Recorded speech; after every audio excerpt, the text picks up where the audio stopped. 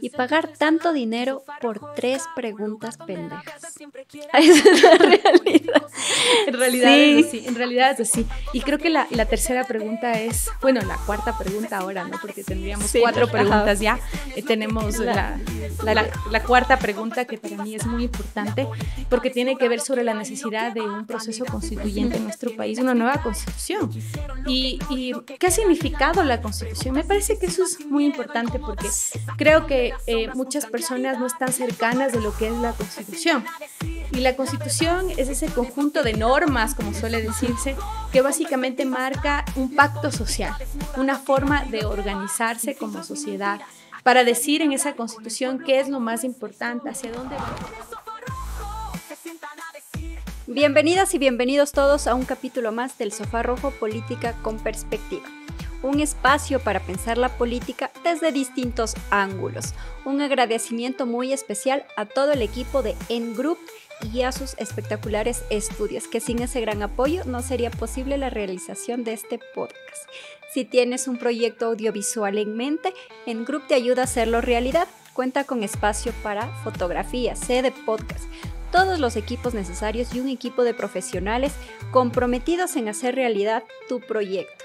Encuéntralos en ngroup.net o en su correo electrónico ngroup.es@gmail.com. Hoy nos acompaña Elcita Guerra, ex candidata a la Asamblea Nacional por el Partido Socialista Ecuatoriano, abogada constitucionalista, docente universitaria.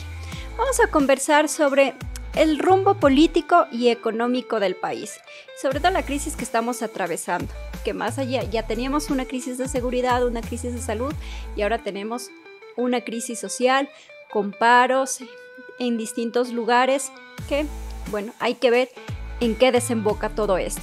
Elcita, un placer tenerte aquí. Gracias por aceptar nuestra invitación. Hola, querida, muchísimas gracias por esta invitación. Un abrazo para todos y todas. Y pues invitándoles a que nos acompañen en este sofá rojo, donde vamos a hablar de la crisis tan profunda que estamos viviendo, pero también las alternativas y salidas, porque es importante construir un Ecuador diferente. Y ya no queremos más de ese nuevo Ecuador que nos vende Novoa, que es humo, cuando en realidad lo que tiene es más desigualdad, más pobreza y más violencia. Y sembrando más una narrativa de racismo, de exclusión, y creo que más nos está llevando a confrontarnos entre nosotros para igual tenernos ahí distraídos mientras se tejen otras cosas por ahí debajo. Para empezar, ¿tú cómo interpretas esta eliminación del subsidio al diésel y el paquete económico que en realidad ha impulsado el gobierno? Hay que ser claros, hay que preguntarnos para quién está gobernando Novoa.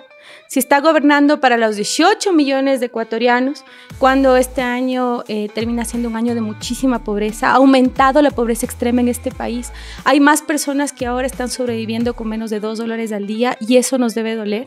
Hay que preguntarnos para quién está gobernando Novoa, si hoy por hoy la canasta básica ha aumentado también. Y además, justamente, por un lado, nos impuso el IVA hace algún tiempo atrás, que ha significado ya miles de millones de dólares que deberían ser invertidos en seguridad. Por otro lado, justamente elimina los subsidios que incrementan el diésel y también los otros combustibles y que afectan a la clase media, pero también a las clases populares que justamente están viviendo la desigualdad y la falta de acceso al empleo. Por lo tanto, desde esa perspectiva, y vuelvo a la pregunta, ¿para quién está gobernando Novoa? Si por otro lado lo que está haciendo es condonando deudas a los grandes millonarios y autoexonerándose de deudas con el Estado, él mismo y su familia, si no miremos las leyes que ha implementado y las políticas de decisiones que ha impulsado, cuando ese dinero podría ser invertido en medicinas, en tratamiento para diálisis y generar becas escolares para nuestros niños que ahora no están yendo a la escuela. Algunos datos dicen 130,000 niños han dejado de ir a la escuela, otros 400,000 en los últimos años, pero los niños están dejando de ir a la escuela y están siendo reclutados por el crimen organizado desde los 10 años. Y eso nos debe importar. Y ahí está el impacto, ahí está el efecto, porque lastimosamente Novoa está gobernando para una élite de este país, para una clase económica, para los grandes millonarios, dejando a la mayoría de la población ecuatoriana en el abandono, generando mayores condiciones de desigualdad y no resolviendo los problemas, que es lo que necesitamos. Un gobernante que justamente tome en cuenta los problemas y los resuelva. ¿Tú consideras que estamos frente a un nuevo ajuste estructural disfrazado? Definitivamente Novoa está gobernando para los grandes millonarios y también obedeciendo a las imposiciones de ciertas élites, ¿verdad? Si no, miremos las decisiones. El hecho de eliminar los subsidios, por ejemplo, están vinculadas a obedecer al Fondo Monetario Internacional y a la idea de cumplir justamente con este ajuste estructural del cual hemos luchado durante muchas décadas. Significa para nosotros más desigualdad como país. Y yo quiero aclarar este punto porque muchas veces se piensa que es una guerra entre pobres y ricos, que lo que la izquierda o los sectores, algunos progresistas, plantean es una guerra para justamente golpear a quienes tienen más respecto de quienes tienen menos. Y en realidad lo que nos interesa es la equidad y la justicia social, y lo que nos interesa justamente es que todas y todos tengamos buenas condiciones de vida. Eso es lo que buscamos. Pero las acciones del gobierno con este ajuste estructural que tiene que ver con obedecer lo que ha dicho el Fondo Monetario Internacional, con esta cortina de humo respecto de un plan Fénix que no existe, porque el nivel de inseguridad ha aumentado en este país, sino ustedes que nos están mirando, ¿no tienen miedo de salir de sus casas y que sus niños puedan ser secuestrados? ¿No tienen miedo de salir de sus casas y que lastimosamente no vuelvan porque pueden ser vacunados, porque lastimosamente pueden vivir un espacio de violencia y hasta asesinato en este país? Eso estamos viviendo, y ese ajuste estructural no nos lleva a ese cambio que necesitamos, a ese proceso de pacificación, ese proceso de paz que necesita el Ecuador, a ese proceso de tener más empleo digno, de que podamos llevar un pancito las noches a nuestras familias. Nosotros, cuando planteamos la posibilidad de impulsar un plan de gobierno que tome en cuenta las demandas sociales, no es una guerra entre ricos y pobres, sino es una guerra contra la pobreza, es una guerra contra el desempleo, es una guerra contra la inseguridad que justamente está sostenida también desde un gobierno que sigue reproduciendo represión y violencia. Y ahí es donde queremos impulsar este proceso de transformación. Así es. El ministro del Interior dijo que había paz, que Quito estaba en paz y Ecuador estaba en paz, y no es cierto, señor ministro. Amanecimos con una nueva masacre. ¿Por qué crees que la izquierda debe nombrar las cosas políticas como lo que son, decisiones de ajuste que profundizan la desigualdad? Porque es importante romper el discurso construido por el gobierno. El gobierno todo el tiempo nos está diciendo que está en un proceso de transición, que le demos más oportunidades. Ha impulsado ya consultas populares donde, invirtiendo plata de los ecuatorianos, que ha significado 90 millones de dólares, por ejemplo, decía que íbamos a tener más seguridad, decía que íbamos a tener reactivación económica, decía que íbamos a tener más empleo. ¿Y dónde está? Le preguntamos a Novoa, ¿dónde está la seguridad? ¿Dónde está el empleo? ¿Dónde está el romper esas desigualdades? No existe. Lo que está haciendo es ese ajuste estructural, pero ¿estructural para quién? Para que las élites económicas de este país sigan sosteniendo su riqueza y la desigualdad social, que es lastimosamente una realidad que estamos enfrentando. Por eso es importante decirle a la ciudadanía y decirle al gobierno, ya no más. No más, porque le hemos dado varias oportunidades en estos 2 años y no podemos seguir aceptando un gobierno incapaz, incompetente, improvisado, que sí ha podido llegar a ser presidente porque tiene una billetera más grande que su conciencia, pero que por otro lado está desmantelando al Estado en este ajuste estructural, y obviamente con eso está pisoteando la Constitución, pisoteando la democracia y pisoteando los derechos de la gente de a pie que trabaja todos los días y paga sus impuestos honestamente. Esos derechos que significó sangre de nuestros abuelos y de nuestras abuelas y que hoy están siendo invisibilizados, pero sobre todo eliminados a través de normas inconstitucionales y antidemocráticas. ¿Qué alternativas existen desde una perspectiva social y democrática? Varias alternativas. La primera es que el paro, la movilización en la calle es legítima y es un ejercicio del derecho a la resistencia a un gobierno que justamente no abre lo que necesitamos, que es el diálogo. Si no, miremos la propaganda del gobierno. Aquí quien no quiere dialogar es un gobierno que nos quiere callar, que nos quiere dividir y nos quiere empobrecer. Eso es lo que está pasando. Es un gobierno que está utilizando nuestros impuestos para reprimir a la gente. La primera solución en este contexto es dialogar. Yo sé que muchas de las personas que nos están mirando están cansadas de esa vieja política. Yo también estoy cansada de los políticos que llegan y solo dan discursos, pero que en el fondo se roban no solo nuestra plata, sino nuestros sueños, nuestros ideales, nuestros derechos. Pero Noboa está reproduciendo ese mismo esquema. Por lo tanto, la primera salida es dialogar.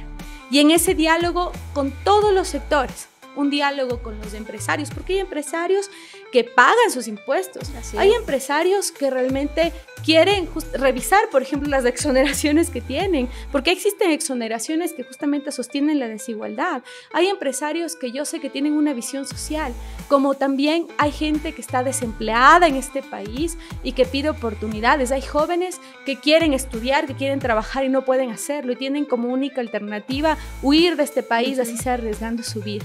La primera solución es que nos sentemos en un espacio de diálogo donde el gobierno baje las armas, donde el gobierno baje la represión para dialogar. Y obviamente en ese contexto las soluciones deben ser muy integrales. Hay salidas de carácter económica que no se han tomado por parte del gobierno y obviamente otras que tienen que ver con reformas normativas, con políticas públicas más efectivas para resolver los principales problemas que tenemos. Y esos principales problemas no se van a resolver con la consulta popular que nos está convocando el gobierno, que significa invertir entre 60 y 90 millones de dólares en preguntas que no resuelven el nivel de inseguridad. Miremos los datos. En el 2025, en el primer semestre, más de 4.600 muertes en este país. ¿Qué significa eso? 47% más del porcentaje del incremento de asesinatos del 2024, nos están matando más que antes. Hoy por hoy, el 38% de la población no tiene un empleo digno. Y el 70% de la población está luchando para impulsar algún emprendimiento que le permita comer en las noches. Esa es la realidad de nuestro país. Por lo tanto, las soluciones tienen que ver ¿con qué? Con que tengamos un gobierno que mire a toda la población y no solo a sus conveniencias y privilegiar a sus élites económicas, a sus amigos, a sus familiares, a sus padrinos, a sus compadres, porque esta no es una bananera, esta no es una hacienda, este es un país democrático que se ha tejido de la lucha social. Sí, que lamentablemente la mayoría le creyó, ¿no?, a sus propuestas de gobierno. Sí, es cierto que Noboa carece de herramientas de diálogo, más bien siempre responde de forma a la defensiva y con la agresión. No tenemos el claro ejemplo desde su vocera, que ahora, bueno, ya no les deja entrar a dos compañeros periodistas porque se atrevieron a hacerle preguntas que le incomodaron. Sí, ante estas medidas, ¿cuál es tu lectura de estos 22 días de protestas aquí en Ecuador? Lo primero es recordarle a Noboa que el artículo 98 de la Constitución de la República nos da el derecho constitucional a resistir. Y las movilizaciones han sido un ejercicio de democracia y un ejercicio pacífico de exigir mejores condiciones de vida. La exigencia de derogar normativas o resoluciones que afectan la canasta básica es un asunto urgente y necesario, porque ¿a quién está afectando, por ejemplo, el tema de los subsidios? A la gente más empobrecida, a la gente del campo, a la gente que sabe que cuando sube la gasolina, sube luego sus productos, porque eso significa que incrementa el proceso de transporte, de comercialización, porque existe una cadena productiva atravesada y de comercialización. Por eso es que justamente el paro es legítimo porque de toda la desigualdad que estamos viendo como Ecuador, el mayor nivel de desigualdad que se enfrenta es en el campo, es en la zona rural, aquella zona que sostiene nuestras vidas. Y no recordemos la pandemia, ¿cómo pudimos sobrevivir? Por el trabajo que se hizo en el campo. Y ese trabajo que es precarizado, invisibilizado, es el que sigue sosteniendo la vida en el Ecuador.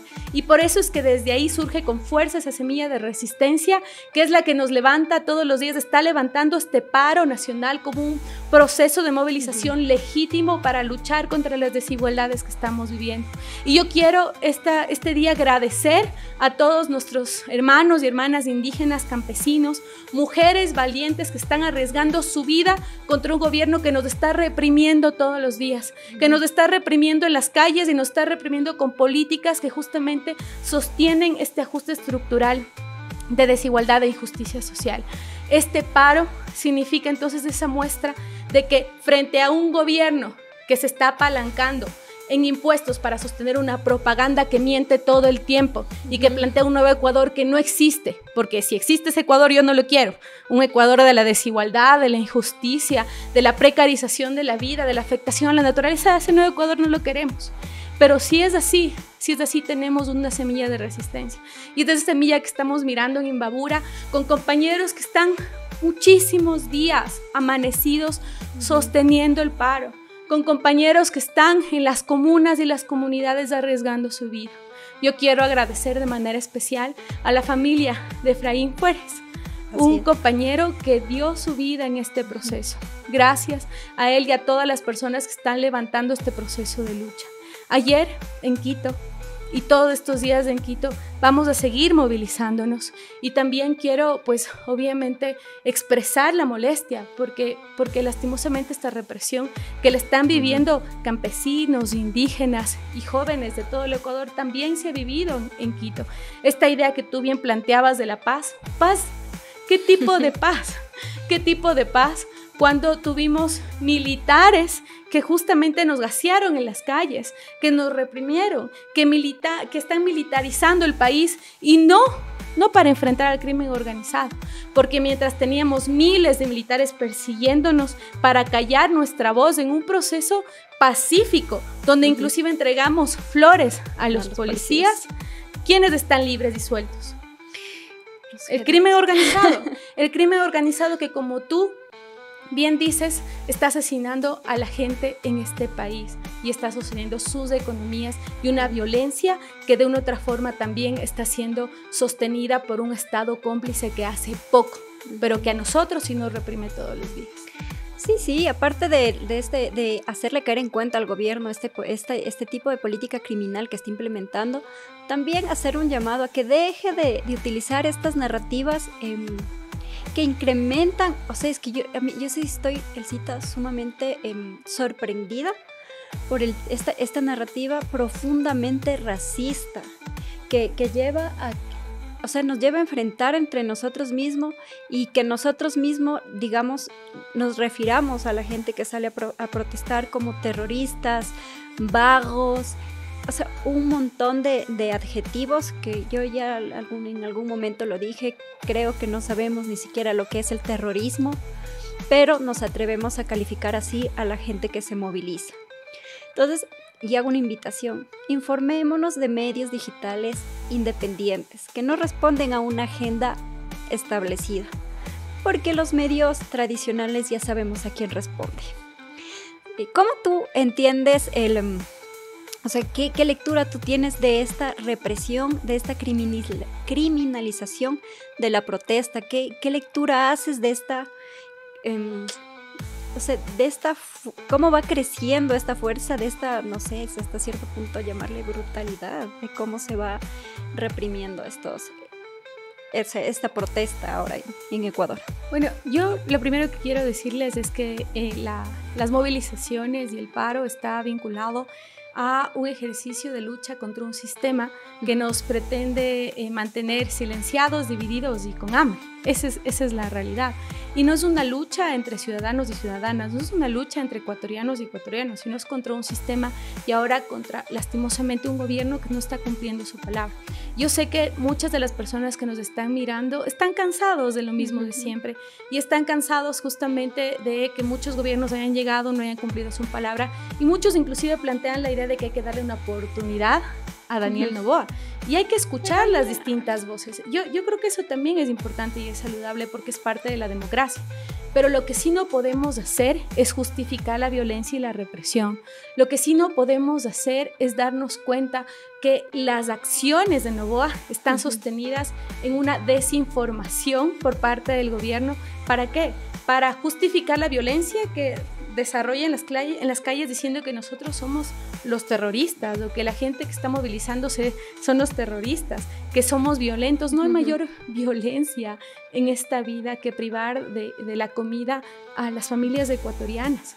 Y lo que está haciendo lastimosamente Noboa con todas las políticas que está implementando justamente es eso.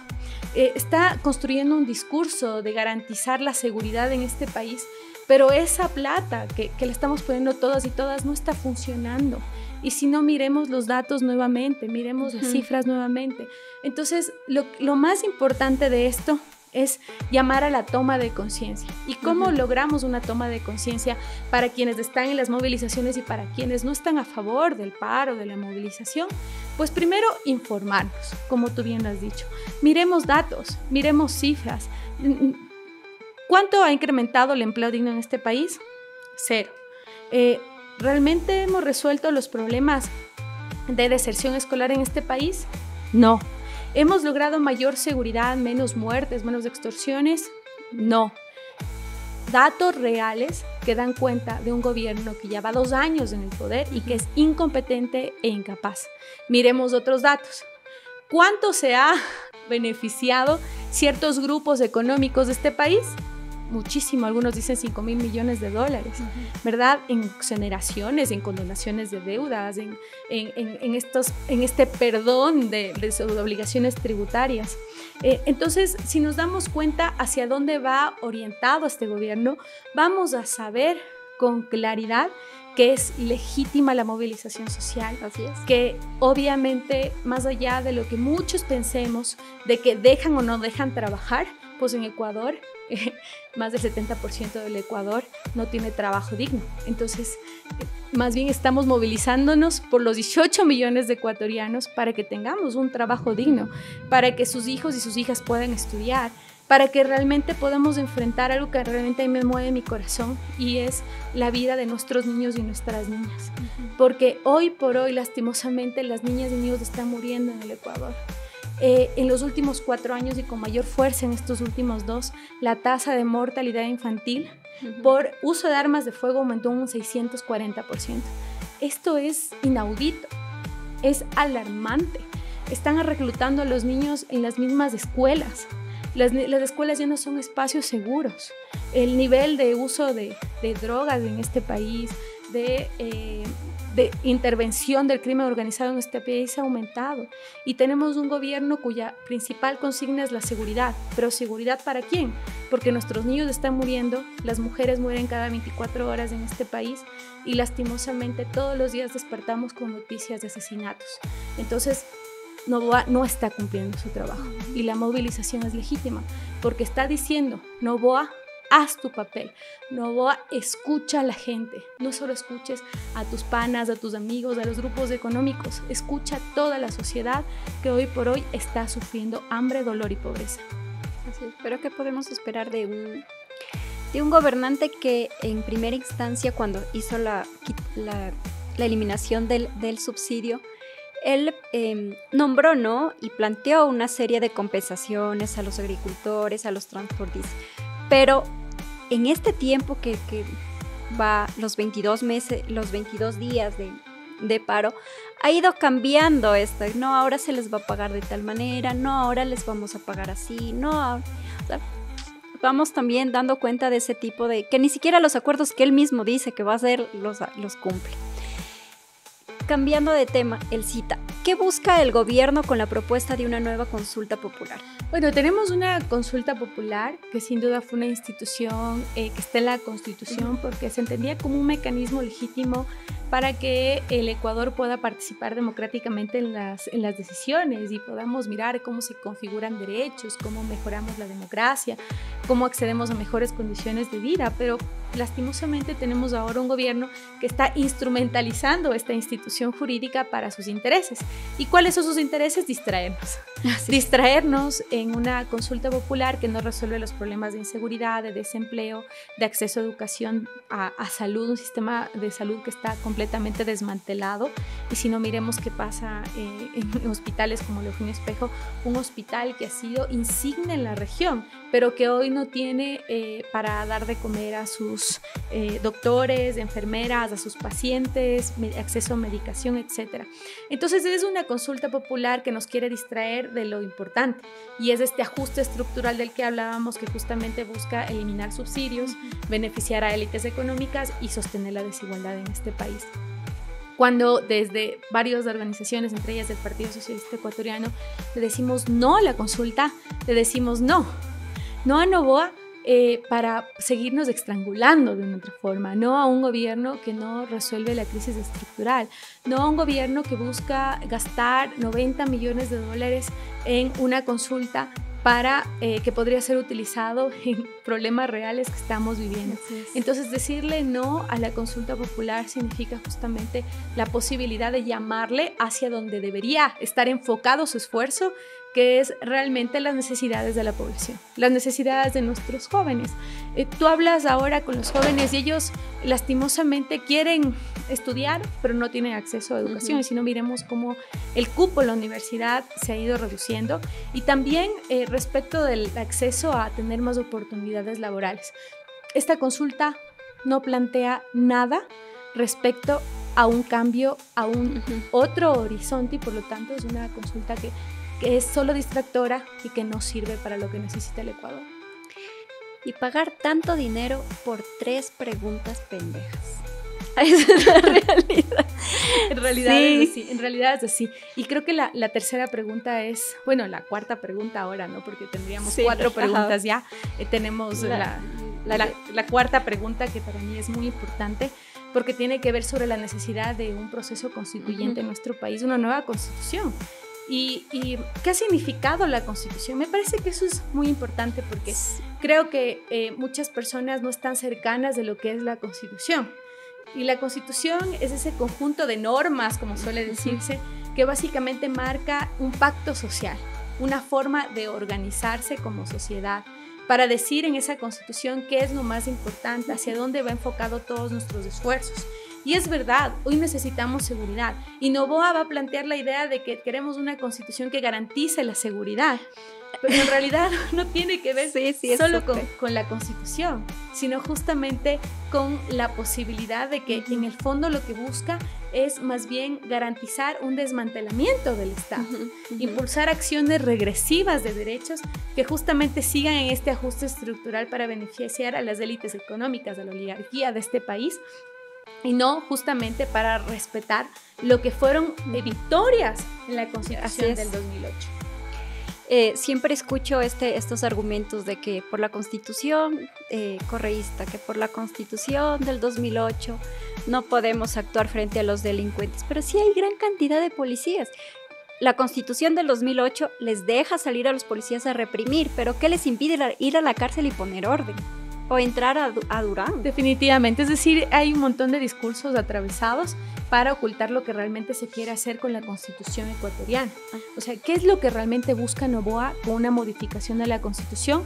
Cuando, como tú bien planteas, con la Constitución del 2008, con las leyes que se han aprobado y con toda la platita que ha recogido el gobierno con los impuestos de los mismos ciudadanos, podría impulsar el famoso Plan Fénix para justamente garantizar la seguridad, lo que nosotros planteamos como la paz, que nos parece un elemento mucho más fuerte y que pone sobre la mesa también la necesidad de la justicia social y de un plan más articulado y amplio de lo que implicaría una seguridad integral en este país.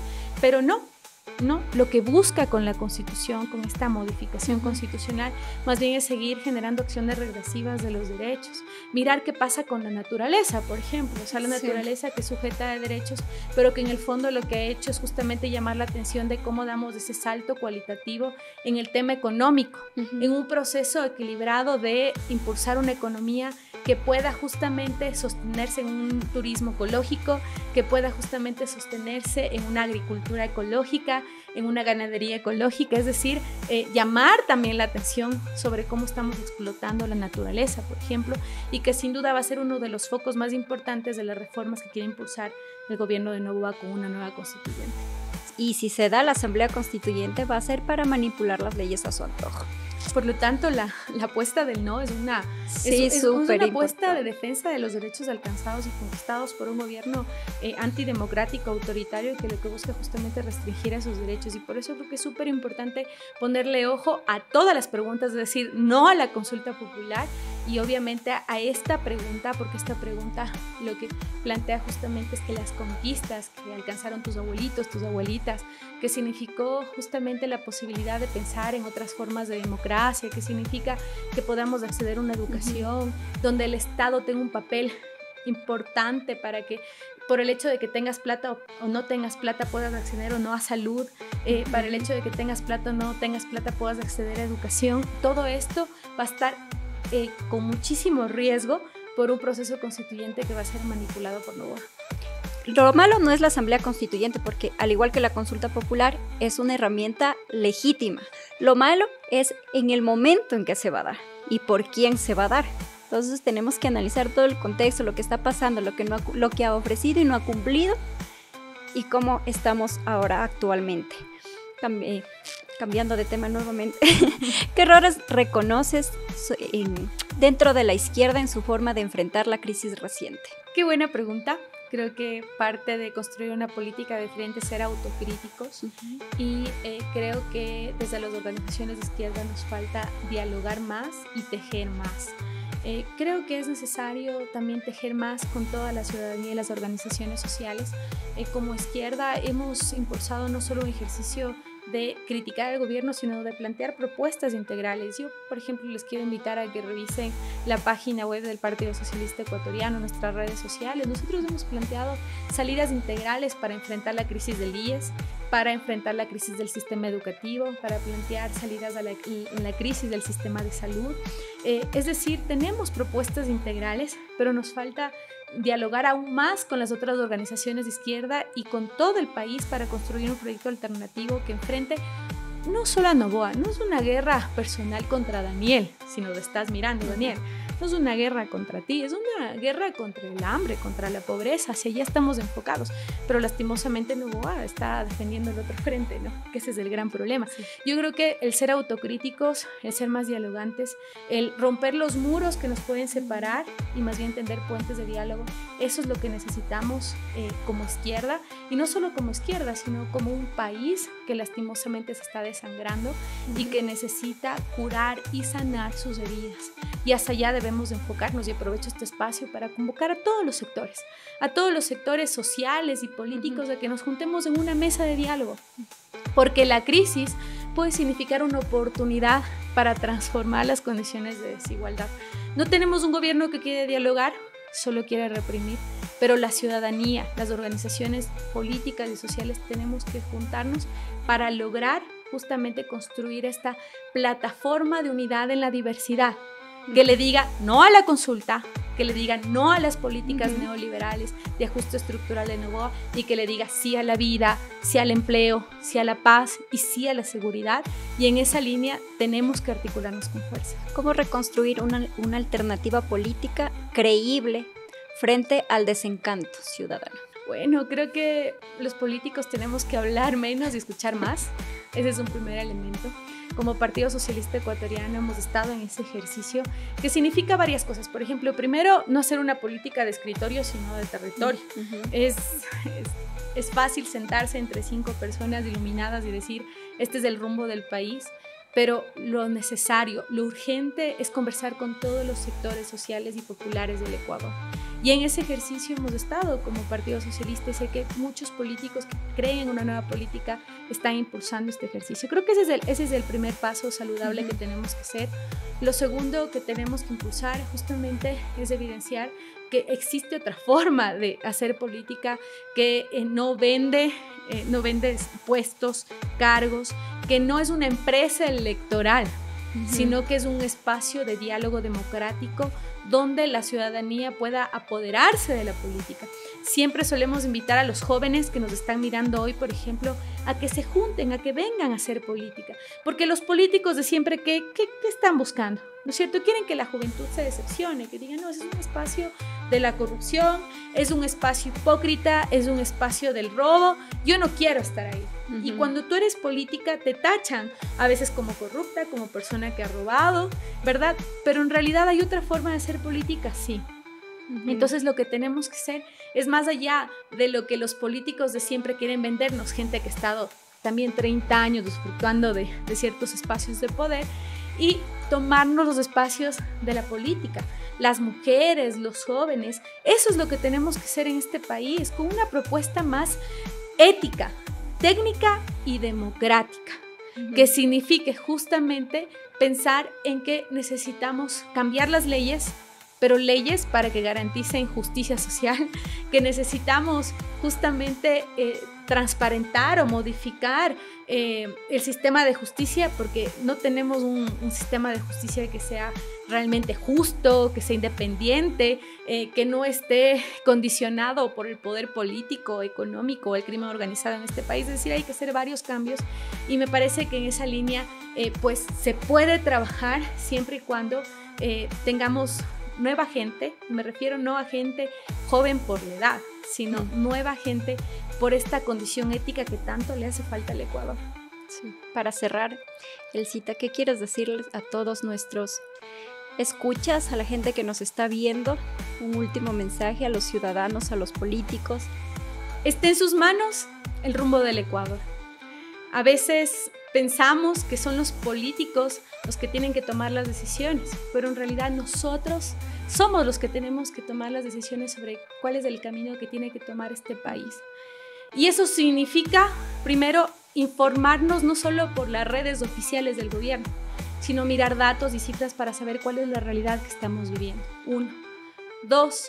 Escuchar a las disidencias, aquellos que piensan distinto a nosotros para entender entonces qué está pasando realmente en el Ecuador. Y 3. Pensar que esta consulta del 16 de noviembre es una consulta que puede marcar el rumbo del Ecuador.